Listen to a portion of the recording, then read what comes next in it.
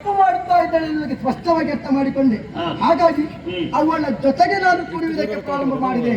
ಉದ್ದೇಶ ಯಾಕಂತ ಹೇಳಿದ್ರೆ ಅಹಂಕಾರದಿಂದ ಅಲ್ಲ, ನಿಮಗೆ ಅವಮಾನ ಮಾಡಬೇಕೆನ್ನುವಂತ ಉದ್ದೇಶದಿಂದ ಬಂದದ್ದು. ಯಾಕೆ ಕೇಳಿದ್ರೆ ಈಗ ಒಬ್ಬರೇ ನಾಟ್ಯ ಮಾಡುವಾಗ ಸರಿ ಯಾವುದು ತಪ್ಪು ಯಾವುದೆಂದಾಗಿ ನೋಡುಗರ ಕಣ್ಣಿಗೆ ನೇರವಾಗಿ ಮುಟ್ಟಿದ್ದಾರೆ.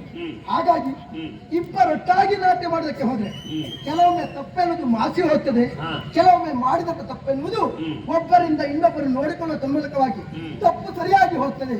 ಅಷ್ಟು ಮಾತ್ರವಲ್ಲ, ನೇರವಾಗಿ ಬಂದಂತ ನಾನು ನಿಮಗೆ ನಮಸ್ಕಾರ ಮಾಡಿರಲಿಲ್ಲ ಎನ್ನುವುದು ಆಕ್ಷೇಪದ ಸ್ವರೂಪ.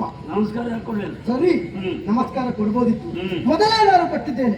ಯಾವ ಕಲಾವಿದನೇ ಆಗಲಿ, ಯಾವ ವಿದ್ಯಾವಂತನೇ ಆಗಲಿ, ಯಾವ ವ್ಯಕ್ತಿ ಆಗಲಿ ಸಭೆಯನ್ನು ಪ್ರವೇಶ ಮಾಡುವಂತ ವೇಳೆಯಲ್ಲಿ ರಂಗವನ್ನು ಪ್ರವೇಶ ಮಾಡುವಂತ ಮೊದಲು ನಮಸ್ಕಾರ ಮಾಡಿ ಬರ್ತಾನೆ.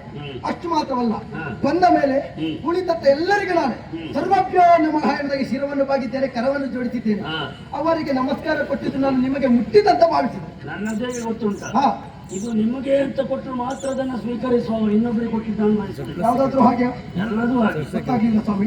ಹಾಗಾದ್ರೆ ಈ ರೀತಿಯಲ್ಲಿ ಮಾಡುವಂತ ಉದ್ದೇಶ ಏನು ಕೇಳಿದ್ರೆ ನಿಮಗೆ ಅವಮಾನ ಮಾಡಬೇಕು ಉದ್ದೇಶ ಅಲ್ಲ.